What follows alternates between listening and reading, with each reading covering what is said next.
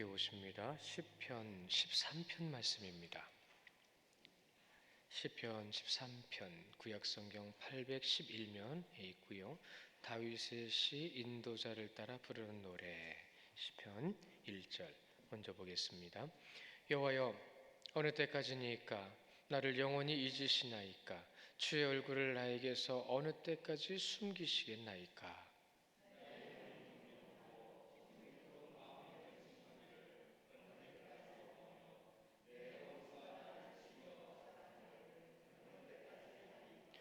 여호와 내 하나님이여 나를 생각하사 응답하시고 나의 눈을 밝히소서. 두렵건대 내가 사망의 잠을 잘까 하오며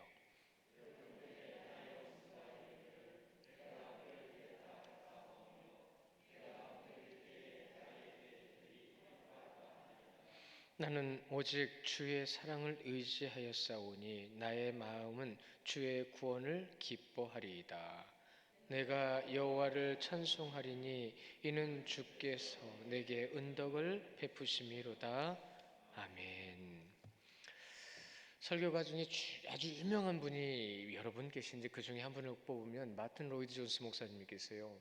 그분은 얼마나 탁월하시냐면 물론 굉장히 오랜 시간 노력을 하셨고 그 노력의 열매를 통해서 이제 그렇게 하나님의 말씀을 전하는 자리까지 올라가실 수 있었는데 그분이 이런 말씀하셨어요.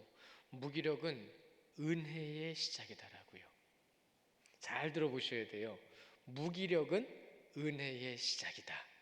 자, 그러면 이 설교의 대가라고 말할 수 있는 로이드 존스 목사님이 뭘 경험했다는 거예요? 좋은 말을 하고 교훈이 될 만한 말을 하고 도움이 될 만한 말을 하는 사람들은 그것을 겪었기 때문에 그 말을 할 수 있어요. 무기력은 은혜의 시작이라고 한다는 것은 그분은 누구보다도 무기력함을 느꼈다는 얘기예요. 무기력을 느끼지 않은 사람은 없습니다. 뭐 안 느낀다라고 하면 이상한 거예요. 그런데 그 무기력 앞에서 우리가 어떻게 하느냐가 누구를 찾고 어떻게 나아가느냐가 중요한 건데 이 목사님은요 그 무기력 앞에 누구를 찾았습니다. 그것이 은혜가 됐어요. 누구죠? 오직 주님만 찾은 겁니다. 사람마다 무기력 앞에 넘어지는 사람들이 굉장히 많거든요. 그런데 그 무기력조차도 하나님 앞에 다 드리는 거예요.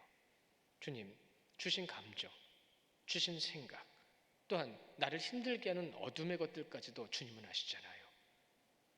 주님이 주시지 않은 세상의 더러운 것들도 너무 많은데 주님 어떻게 하면 좋습니까? 저는 그 앞에 너무 작습니다. 이렇게 기도하셨다는 거죠. 오늘 말씀 보면 이 13편 말씀이 벌써 13편이네요. 1편부터 13편까지 시작하면 벌써 10편만 본 게 13주가 됐다는 얘기예요. 시간은 그렇게 빨리 지나가네요.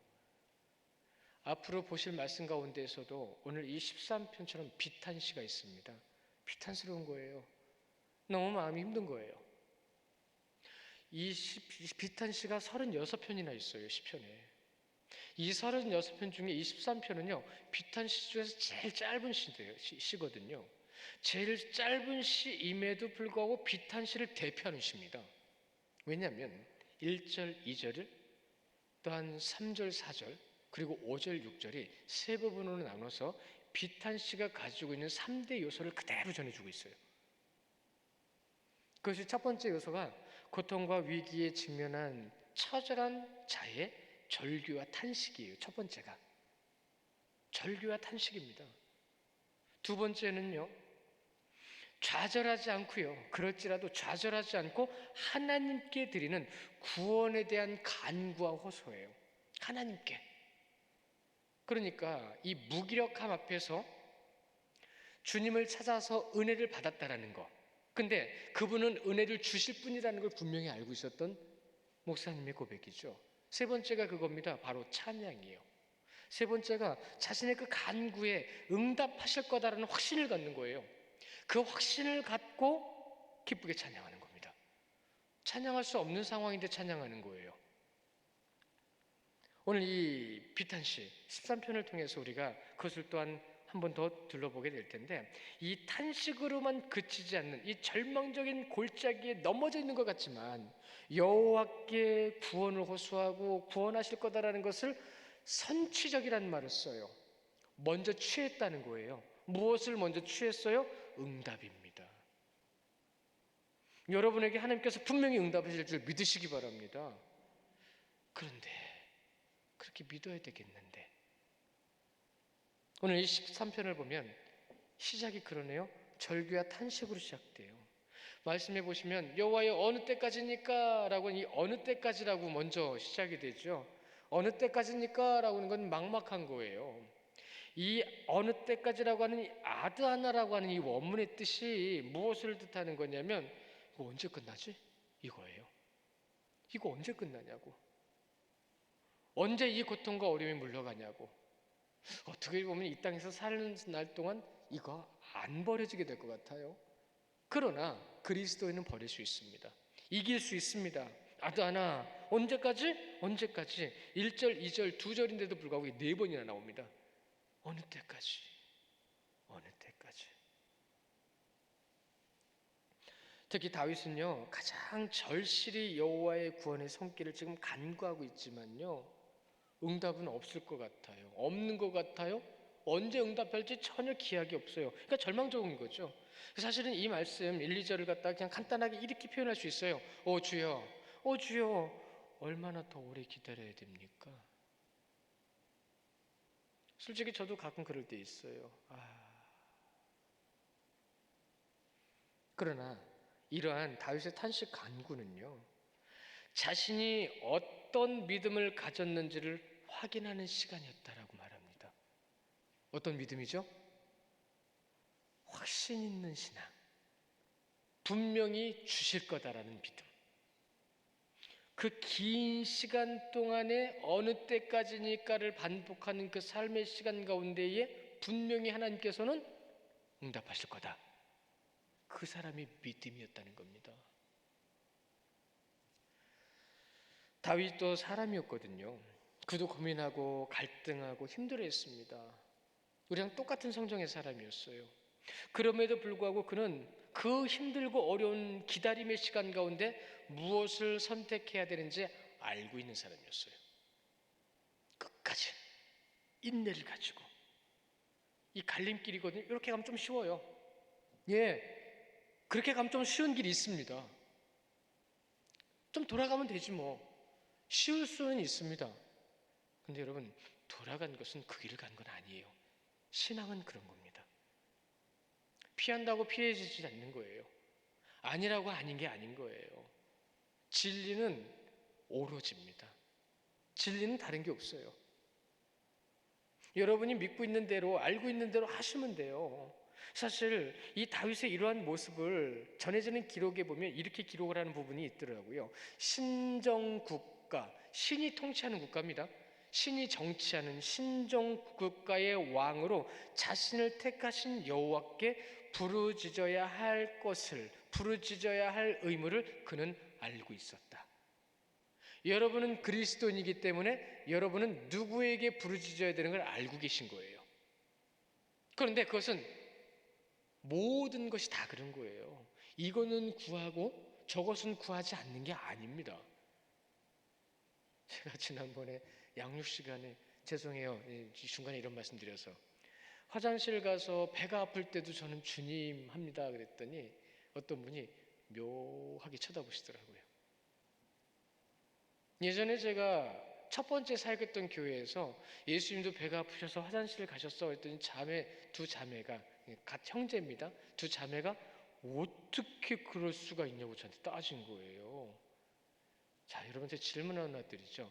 예수님은 성육신 하신 거 맞지요? 성육신이 뭐지요? 완전한 인간이라는 거예요. 완전한 인간이면서 완전한 하나님이세요. 이 성육신을 잘 몰라요, 사람들이. 교회에서 성도, 교회 밖에 있는 사람들은 몰라도 당연하지, 다 상관없어요. 그러나 성도들은 이 성육신이 분명히 무엇인지를 알아야 합니다. 완전한 인간이라는 거예요. 그래서 그도 배고프셨고, 그도 피곤하셨고, 그도 마음이 힘드셨어요. 여러분이 지금 느끼는 성정을 그대로 느끼셨단 얘기예요. 그러니 다윗이 지금 힘들어하고 어려워하는 것을 아셔요, 모르셔요? 제일 잘 아시죠. 근데 인간은 막연해서 하나님과 멀리 동떨어져 있는 것처럼 모든 걸 다 아신다고 하면서도 하나님 모르시는 것처럼 행동해요. 엉뚱한 행동도 하고 엉뚱한 생각도 하고 순종도 안 하고 말씀대로 안 살고 뭐 이런 거 다 있어요. 그래서 친히 인간의 몸을 입고 그대로 오신 주님, 우리에게 무엇을 알려주시고자 하는 것인지 묵상해 보십시오. 그 상황 가운데 다윗은 왕으로 아주 압박감을 느끼고 무언가를 결정해야 되는데 그 결정과 결단의 자리에서 너무 힘든 거예요.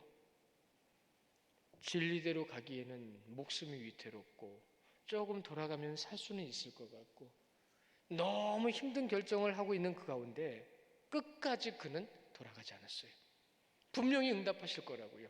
제가 많은 분들 신앙 간증하는 분들 얘기를 정말 많이 들어봤는데 많은 분들을 공통점 중에 하나가 뭐냐면 끝에 가서 하나님이 하셨어요 라는 거. 근데 끝에 하셨어요 라는 말, 끝에 하셨어요 라는 말을 하세요. 살아와 보니까 하셨네요. 똑같은 말이거든요. 그리스도인들은요 사실 세상 사람들보다 갈등이 많을 수밖에 없다는 말 자주 드리죠. 기준이 있으니까요. 여러분 눈앞엔 선이 보이잖아요. 그럼 그 갈등하는 것 가운데서 세상이 구습 때문에 고민하죠. 예수님께로 나가야겠는데 세상은 자꾸 내 발목을 잡지요. 주님께서 부르시기는 부르시는데 그 부르시는 걸 따라가야 되는데 힘겨운 여정처럼 한 걸음 한 걸음 나아가지요. 그렇습니다. 그 자리에 서 있는 사람들 여러분들입니다. 사실 세상적인 것도 그렇잖아요. 그 자리에 서 봐야 한다는 말이 있어요. 그래서 그 자리에 서 봐야 그 사람을 알 수 있다는 말도 있어요. 이런 말도 있잖아요. 자리가 사람 만든다고. 그 자리에 앉아봐야 그 일을 아니까, 그 상황을 아니까 그때서 깨달아가지고 아이고 그랬구나라고 하는 분들이 많아요. 근데 두 부류가 나눠져요. 그 자리에 세워줘서 열심히는 해봐야 되는데 아이고 이렇게 힘든 자리인지 몰랐어요. 그래서 열심히 하려고 애쓰는 사람이 있어요. 뭐 대표적으로 두 부류지만 또 한 사람은 그 자리에 올라가려고 길을 쓰고 올라가는 사람이 있어요. 근데 그렇게 길을 쓰고 올라갔으면 가서 잘해야 되잖아요. 자기 중심대로 자기가 하고 싶은 대로 길을 쓰고 올라가서 자기 중심대로 하니까 그 사람 주위에는 사람들이 다 힘들어하는 거예요. 제 여동생 남편이 그걸 겪었거든요. 열심히 일을 했는데 열심히 일을 해서 본사로 발령받을 뻔했는데 못 받은 거예요. 근데 못 받은 이유를 알아보니까 같이 일하는 동료 중에 하나가 이렇게 한 거예요. 이것만 하면 좋겠는데 없는 얘기까지 소문을 낸 거예요. 그러니까 자기도 모르게 자기 얼굴에 먹물이 튀어 있는 거죠. 그리고 나서 그 사람은 올라갔어요, 본사로. 그럼 이 친구는 남고 1년도 안 돼서 그 사람은 쫓겨나고 이 사람이 올라갔어요. 올라가서 올려줬더니 거기서 아주 그냥 볼만했다는 거죠. 이 사람이 올라가니까 또 거기서 열심히 하잖아요. 지금 잘하고 있어요. 근데 코로나 때문에 여러 가지로 힘들어하고 있더라고요. 다 힘든 거니까요. 자기 중심적인 것, 본인이 원하는 대로 뭔가를 해가려고 한다면 문제가 생기는 거죠. 그 사람 주위에는 다른 사람들도 힘들어요. 그래서 여러분 신앙 안에서 영적인 것을 통해서 말할 때 교회 안에서 그리스도를 나타내지 못하는 사람, 그리스도의 중심이 되지 못하는 사람 때문에 힘들어하는 성도가 있음을 기억하십시오라는 말이 있습니다. 나만 모르지 내가 온전히 서지 못한 건 다른 사람 다 보고 있어요. 모두에게 적용되는 거예요. 근데 그 사람들은 그 사람들끼리 뒤에서 얘기하거든요. 아이고 이렇게 저를 보고 그러는 분도 있겠죠. 저도 사람입니다. 그런데 우리는 그걸 하지 말아야 되잖아요. 그리스도의 뜻을 따르는 자 앞에는 평안이 있다고 했습니다. 그러나 그리스도의 뜻대로 가지 않는 자에게는 불평이 있다고 그랬습니다. 그래서 오전에도 말씀을 드렸잖아요. 그리스도의 뜻을 따라가는 자들, 그들에게 증거로 나타나는 건 감사라고요. 감사가 없으면 어디에 문제가 있다라고 이 목사님 말씀하셨어요. 감사가 없으면 어디 문제가 있다고. 여러분, 우리는 감사할 것밖에 없잖아요. 우리를 구원해 주셨는데. 잊지 마십시오. 대표적으로 두 상황을 말씀을 드리면서 성경적인 것, 신앙적인 의미를 말씀을 드렸는데요. 여러분, 우리가 많은 고통 가운데에 주님의 뜻을 따라 주님께로 나아가는 모습 가운데에서 현실에서든 우리의 모습에서든 찾을 수 있는 것이 분명히 있어야 돼요. 무엇을 찾아야 되죠? 오늘 말씀 시작부터 말씀을 드린 거예요. 우리는 끝까지 인내하며 누구를 바라보는 거죠? 누구를 의지하는 거죠? 그것이 분명히 지금 다윗이 말해주고 싶은 가장 중요한 핵심이에요. 심령 안에 성령께서 함께 계시다는 것을 잊지 않는다면 성령을 근심하게 하는 일, 그 일을 하지 않을 것이다. 성도를 근심하게 하는 일도 그와 같다. 성령을 근심하게 하는 일, 성령을 근심하게 하는데 성도는 근심하게 안 하겠어요?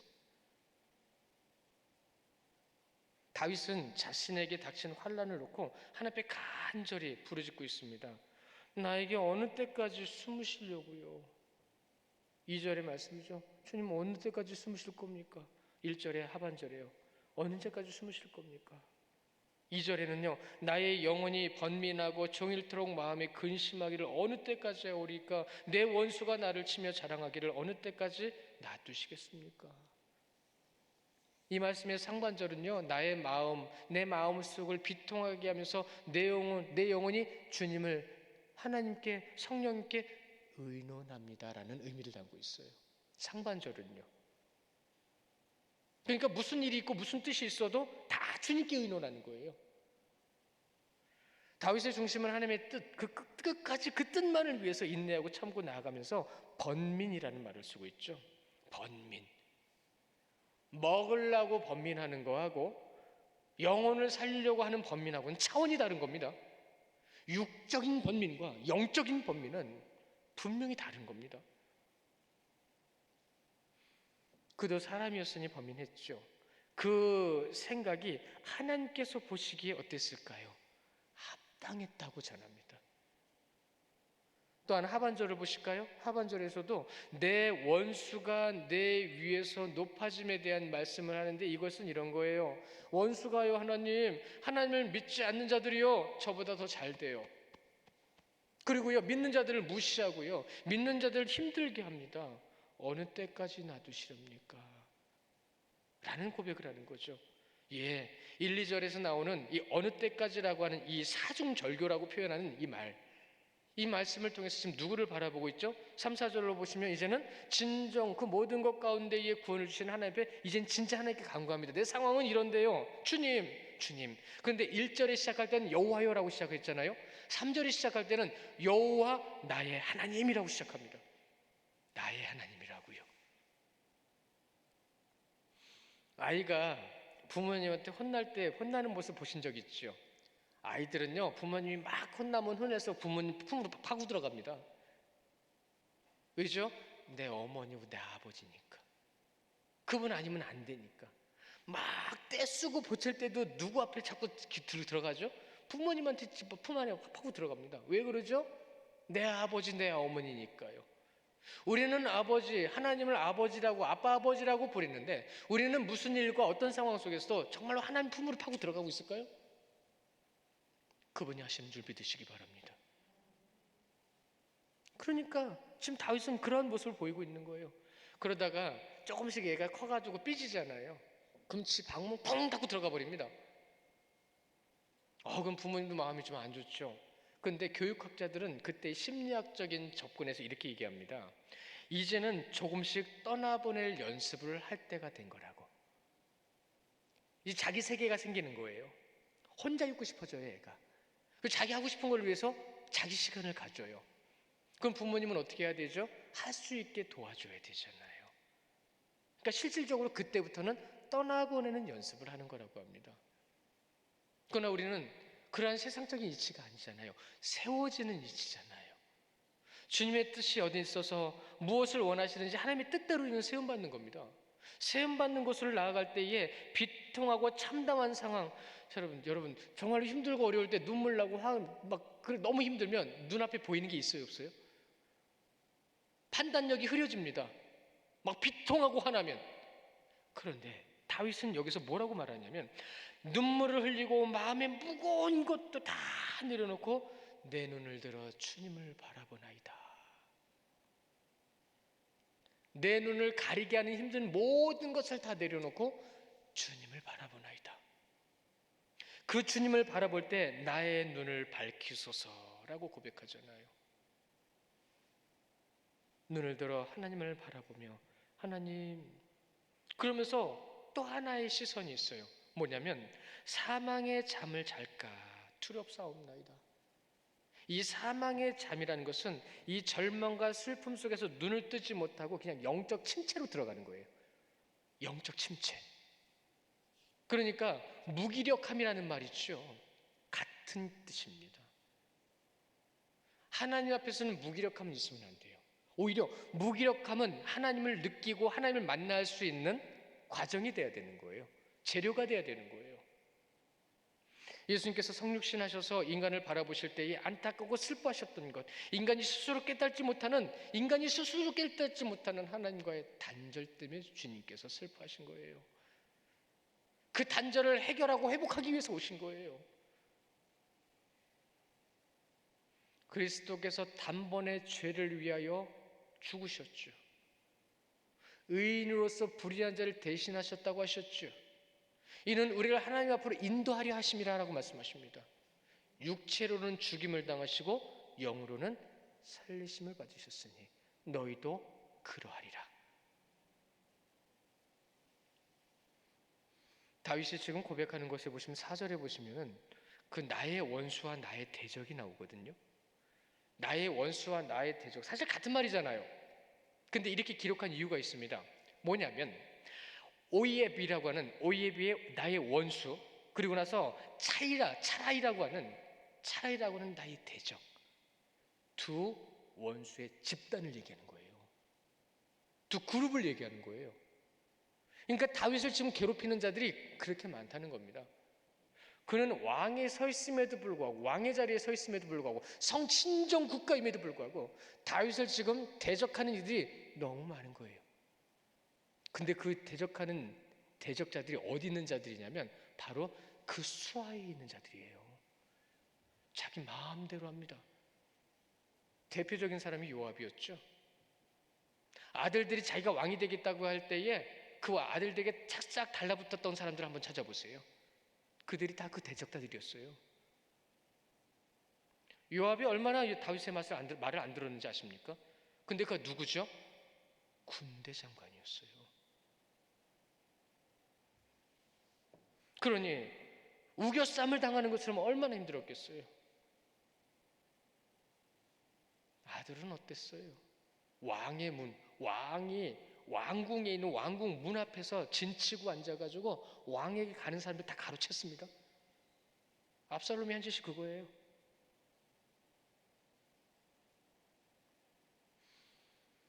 우리는 세상에 이방인과 같은 사람들 앞에 우겨 싸움을 사고 살아갑니다.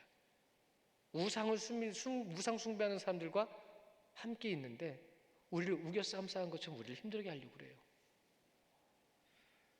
그러나 변하지 않고 다윗은 간절히 간구하며 호소하죠. 끝으로 이제 5, 6절로 가보시면 진짜 그 자신의 간구, 응답될 거라는 확신을 가지고 그는 이제는 찬양하고 있습니다. 찬양하는 그의 모습을 보세요. 바타흐티, 기쁨의 경험 있는 기쁨, 이런 뜻이거든요. 경험 있는 기쁨이라는 건 뭐냐면 다윗이요, 이미 하나님을 경험할 때에 그 경험한 하나님을 통해 다윗이 항상 했던 건 뭐냐면 기쁨의 찬양이었어요. 그러니까 여기서 이미 응답받았다는 것, 응답받은 것처럼 선취적 응답이라는 것 이미 그는 알고요. 파타티하고 있는 거예요. 찬양하고 있는 거예요. 이 시편 13절 시작에 사중절규라고 했죠. 어느 때까지입니까? 라고 고백하면서, 그러나 그의 고백은 삶의 중심에 계신 분을 향한 시선, 그걸 강조하고 있습니다. 누구를 바라보라고요? 누구를 향하라고요? 모든 환난과 고난과 고통 속에서 무엇을요? 그는 영적 통찰력을 가지고 있었습니다. 그러니까 이 마틴 로이드 존스 목사님도 통찰력이 있었던 거예요. 아, 내가 지금 무기력하구나. 내가 지금 무기력한 것은 주님께 무엇을 경험할 수 있는 시간이 되는 거죠? 은혜를 경험할 수 있는 시간이 되는 겁니다. 그리스도인에게 임하는 고난과 똑같은 거예요. 영적 통찰력, 성숙한 그리스도인만 느낄 수 있고 나타낼 수 있는 믿음의 모습.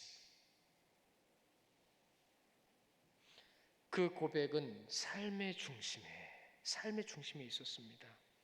인내, 오래 참음, 기다림. 기억나시세요? 헤세드가 뭐라고 말씀드렸어요? 하나님이 영원한 사랑입니다. 그런데 앞에 뭐가 붙어요? 절대 변하지 않는. 그 뒤에 또 뭐가 붙어요? 절대 변하지 않는 하나님의 사랑의 언약입니다. 이게 헤세드예요. 다윗은 헤세드 찬양했습니다. 나의 마음에 주의 구원을 기뻐하리이다. 6절에 내가 여호와를 찬송하리니 이는 주께서 내게 은덕을 베푸심이로다. 다윗은 하나님의 말씀대로 그에게 닥친 모든 고난 앞에 찬양을 했고요. 성숙한 믿음의 소유자로서 신앙의 자세를 우리에게 보여주시는 본이 되었어요. 자발적인 찬양, 은덕을 바라보며 기쁨이 되는 믿음의 선포를 한 거죠. 이 모습을 그대로 교훈 삼아서 그 모습대로 한 선지자 한 명을 소개시켜드리고 마칠까 합니다. 한 절만 찾아보시면 돼요. 제가 일부러 자막은 부탁드리지 않았어요. 하박국서입니다. 한번 같이 찾아볼까요? 하박국서 13장입니다. 우리 구약성경 거의 뒤쪽에 있죠. 뒤쪽에서 네 번째 말씀인데요. 하박국서 3장 17절 18절 구약성경 1305면에 있습니다. 우리 같이 찾아서 우리 큰 목소리를 같이 한번 읽어보기를 원합니다. 똑같은 고백이에요. 하박국 선지자가 이렇게 고백했습니다. 하박국서 3장 17절 18절 두 절 함께 해봅니다. 시작. 비록 무화과 나무가 무성하지 못하며 포도나무에 열매가 없으며 감람나무에 소출이 없으며 밭에 먹을 것이 없으며 우리의 양이 없으며 외양간에 소가 없을지라도